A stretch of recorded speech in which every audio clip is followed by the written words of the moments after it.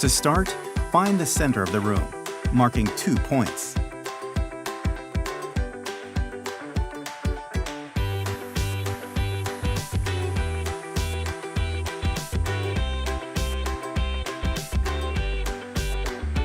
And draw a line to connect them. There are 2 plank types, A and B. This is marked on the back. Separate the planks into 2 piles. Take an A and B plank and lock them together so they lay flat. Use 4 planks to create your starting angle. From the outside corner of both A planks, measure the distance shown on screen. Draw a line to connect the 2 marks.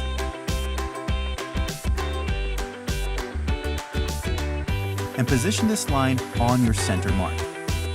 The herringbone is now central to the room.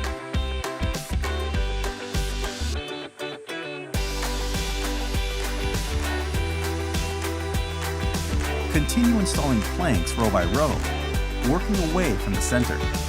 If your center planks move off the line, simply slide all the planks to reposition.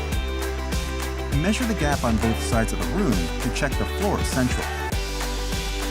To fit the last row against the wall, place a plank into position. Then rotate it 180 degrees so the plank is the wrong way around and the tongues touch. Parallel to the wall, place a second loose plank over the first, aligning the inner edge to the corners of the fitted planks as shown here. Use this plank to score along the one underneath. Snap the plank and undercut to separate. The plank is now the right size to click into place, also leaving a 5mm expansion gap.